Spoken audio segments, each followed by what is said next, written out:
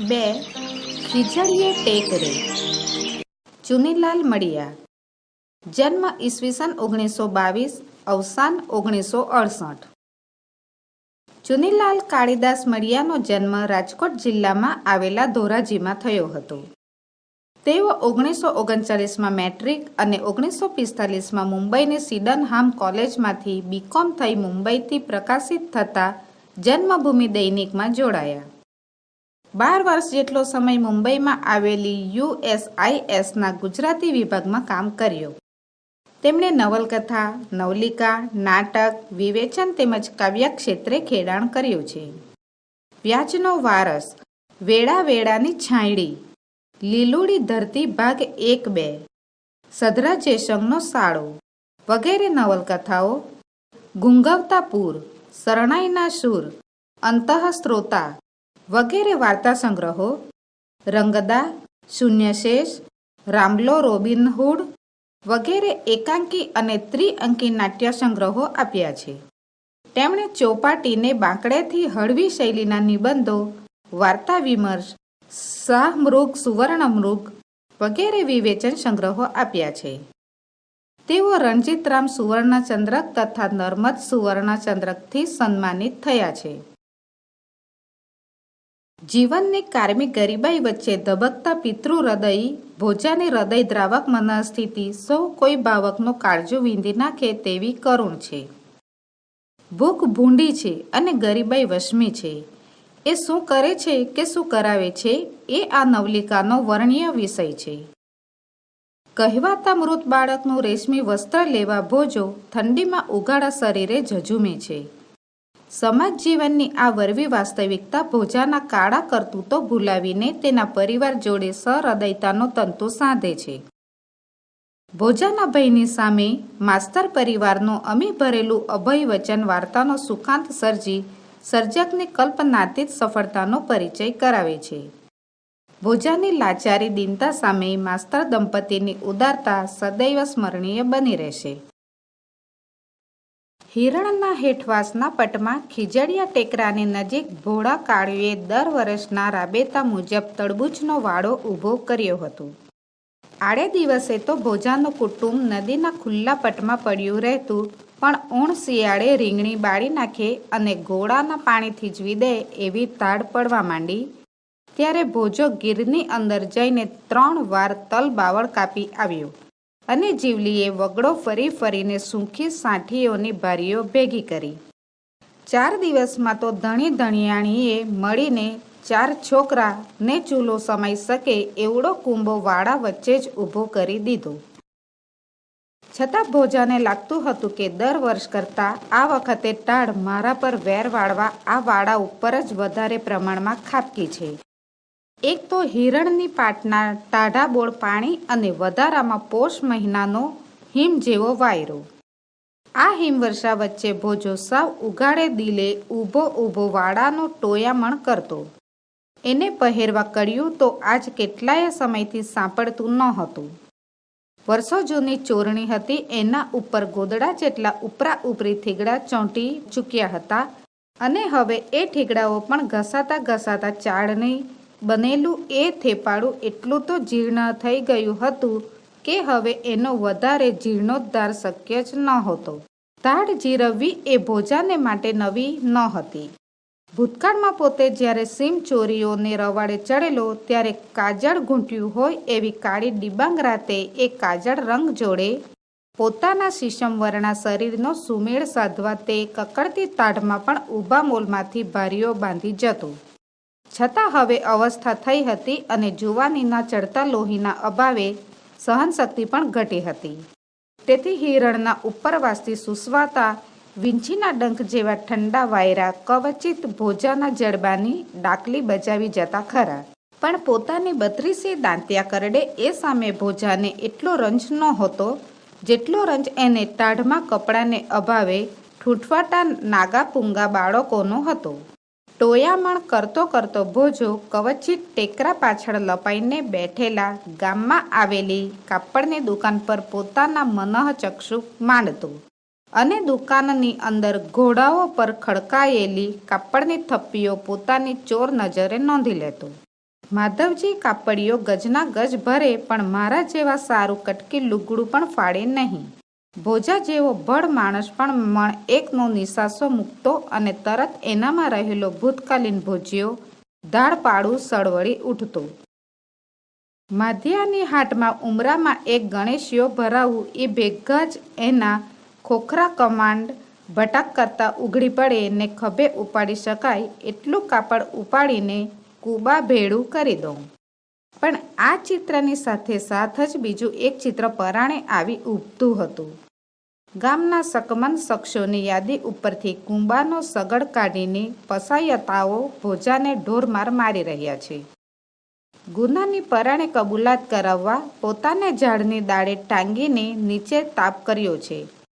મુદ્દામાલનો પત્તો મેળવવા કાપડ ક્યાં દાટ્યો છે એ સ્થળ બતાવવા હાથ પગ બાંધી રણગોવાળીઓ બનાવીને ઉપર લાકડીઓની તડાપીટ બોલે છે. ના ના, હવે આ ઉતરતી અવસ્થાએ આવા ઢોરમાર મારાથી નહીં વેઠાય. ભોજાએ આ જોખમ વહોરવાનું માંડી વાળ્યું. આવા જોખમ ખેડવાની આવશ્યકતા જ ન રહે એવો સુભગ સંયોગ ભોજા સમક્ષ આવી ઊભો. ખીજડીયા ટેકરાનો ઉપયોગ નાના મૃત બાળકોને દાટવા માટે થતો હતો. એની જમીન બહુ કઠણ નહોતી, તેથી સાદી નાનકડી કોષ વડે પણ એનું ખોદકામ એકલે હાથે થઈ શકતું. ગામના પોસ્ટ માસ્તરને ત્યાં આજે સાંજને સમયે છોકરો અવતરેલો. કોઈ કહેતું હતું કે છોકરો મરેલો જ જન્મ્યો હતો. કોઈ કહેતું કે એ જન્મ્યા પછી મરી ગયો. ઉપરા ઉપર પુત્રીઓ જ પામનાર પોસ્ટ માસ્તરને ઘેર વર્ષો પછી પુત્ર અવતર્યો. પણ નસીબમાં ન સમાયો, તેથી તેમને ભારે આઘાત લાગ્યો. આ હતભાગીને ઘેર અવતરીને કશું સુખ ન પામનાર એ બાલુડા પાછળ માસ્તરે સારું દાન પુણ્ય પણ કરી નાખ્યું. માધવજીના હાટેથી ઊંચામાં ઊંચી જાતનું રેશમી કાપડ વેતરાવીને મૃત બાળકને સારી પેઠે વીંટાળ્યું અને અધમણ મીઠાની ગાંસડી બાંધીને 4 સંબંધીઓ જોડે માસ્તર ખીજડીયા ટેકરે ચાલ્યા. ઉઘાડે ડીલે ઠંડીમાં થથરતો માધા કાપડિયાની દુકાન ફાળવાનો વિચાર કરતો અને પકડાઈ જવાની બીકે પોલીસના મારથી કાંપતો ભોજો તડબૂચની વચ્ચે ચાળિયાની જેમ ઊભો હતો. એ જ વખતે પોસ્ટ માસ્તરના પુત્રના દફન માટે લોક ખીજડીયા ટેકરે આવી પહોંચ્યા. બાળકના મૃતદેહ પર 7-8 પડમાં વીંટળાયેલ મહામૂલું વસ્ત્ર ભોજા જેવા જ અવસ્ત્રાની નજરે પડ્યા વિના રહે એમ નહોતું.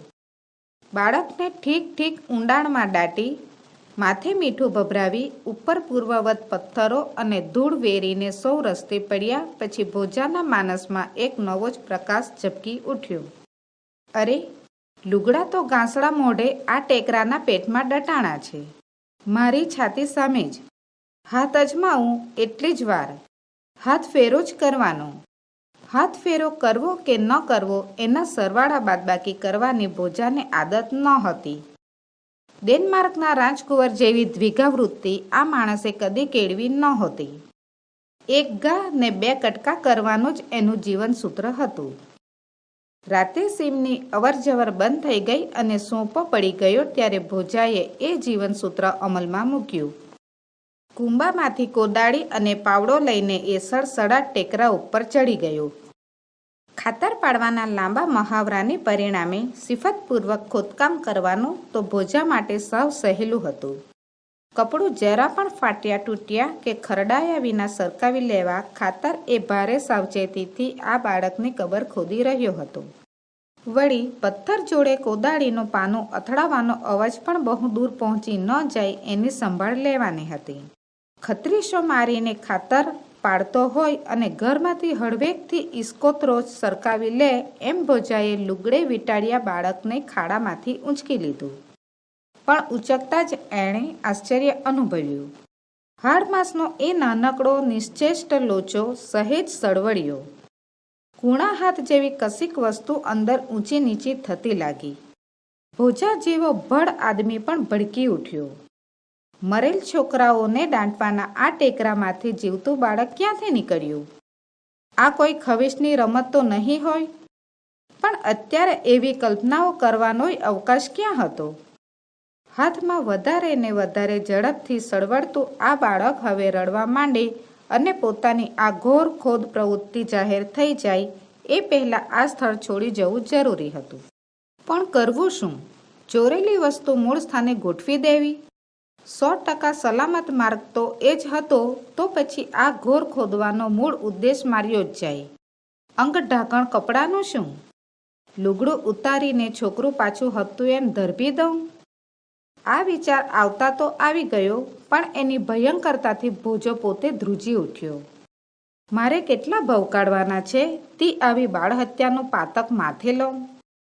હિરણની ઉપરવાસની ભીમપાટ ઉપર ટાઢમાં ઠૂઠવાતા શિયાળિયાની લાળી સંભળાઈ. ગામ તરફથી કોઈનો ખોખારો પણ કાને પડ્યો. હવે આ ખોદેલી ઘોર ઉપર વધારે સમય ઊભા રહેવું સલામત નહોતું. કશો પણ વિચાર કરવા રોકાયા વિના ભોજો બાળકને લઈને સડસડાટ ટેકરો ઉતરી ગયો અને કુંબામાં આવી ઊભું.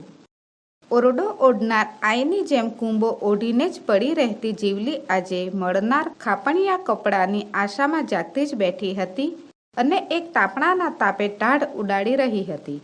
પણ ભોજાએ જ્યારે કપડાં ઉપરાંત એક જીવતા જાગતા બાળકને પણ રજૂ કર્યું ત્યારે જીવલી ડઘાઈ ગઈ. ખીજડીયા ટેકરે અનેક જાતના ચડિતરો થતા જીવલીએ જાણ્યા હતા અને જીરવ્યા પણ હતા. આજનો બનાવ કોઈ ચડિતર નહીં પણ પૂરેપૂરો વાસ્તવિક અકસ્માત જ છે એવી ખાતરી થતાં એણે વત્સલ માતા બની જઈ આ નવજાત બાળકને છાતીએ લીધું. ટેકરાની પોચી માટી મંટોળીના આવરણમાંના છિદ્રોમાંથી પ્રાણવાયુ પામીને પ્રાણ ટકાવી રહેલા બાળકને માતૃગોદની ઉષ્મા મળતા એનો અવાજ પણ ઉઘડ્યો. તે મધરાતે જ ભોજાએ પોસ્ટ માસ્ટરની ડેલીની સાંકળ ખખડાવી. પોતે કરવા ધારેલા ગુનાની સવિસ્તાર કબૂલાત કર્યા પછી ભોજો છોભીલો બનીને પોસ્ટ માસ્ટરની સમક્ષ ઊભો રહ્યો. મૂઠ ભળેલી આંગળીઓ મોંમાં નાખવા મથતા બાળક બની પોસ્ટ માસ્ટર તેમજ પત્ની આનંદભેર જોઈ રહ્યા હતા. હમણાં મને પોલીસને હવાલે કરી દેશે એવો ભય ભોજાને સતાવી રહ્યો હતો. હું તો તમને પહેલેથી જ કહેતી હતી કે દાટવા જવાની ઉતાવળ કરો ના. ડાક્ટરને તેડાવીને પાકી ખાતરી કરાવો, પણ તમે માન્યા નહીં. પુત્ર પ્રાપ્તિથી અડધી થઈ જતા પત્ની મીઠો ઠપકો આપવા લાગી. આપણા ભાગ્યમાં હતો તો પાછો આવી પૂગ્યો ને, પોસ્ટ માસ્ટરે કહ્યું અને પછી ભોજા તરફ ફરીને બોલ્યા, ભોજિયા, તને મનમાં આવે એ ઇનામ માંગી લે. કશું પણ બોલવાના અત્યારે ભોજાને હામ કે હોશ રહ્યા નહોતા. એ માત્ર હાથ જોડી શક્યો, પોતે કરેલા ગુનાહિત કૃત્ય બદલ ક્ષમા માંગતો હોય એવી રીતે. અમારે તો આ ઉતરતી અવસ્થાએ દીકરાના નામની દ્રશ્ય દેવાઈ ગઈ હતી. પોસ્ટ માસ્ટરના પત્ની બોલતા હતા. છતે છોકરે વાંજિયા જેવું થઈ પડ્યું હતું. તે અમારું નામ લેણું રાખ્યું. તારો તો જેટલો ગણ માનીએ એટલો ઓછો છે મારા વીર. અમારી ચામડીના પગરખા સીવડાવીએ તોય તારા ગણનું સાટું વળે એમ નથી. જટ ઇનામ માંગી લે ભોજા, પોસ્ટ માસ્ટરે ફરી કહ્યું. મોટા સાહેબ, ઇનામ લેવા સારું ટેકરે નહોતો ચડ્યો, પણ બાયડીની આબરૂ ઢાંકવા લુગડાનો લીરોય નથી જડતો ને પહુ જેવા નાનકડા બચડા આ હિમમાં હિજરાય છે. એકેકી જોઈ લુગડા અપાવો તો મોટું ઇનામ જડ્યું ગણો. ભોજાએ માંગણી કરી. બસ માંગીને આટલું જ માંગ્યું? માંગો તમારી મોટા માણસની મહેરબાની. અબ ઘડીએ જ માધવજીની હાટ ઉગડાવો, પોસ્ટ માસ્ટરે ઊભા થતાં કહ્યું અને પછી ખભે ડગલો ભરાવતા બોલ્યા. એક શું, 2 જોડિયા લુગડા વેતરાવી લે.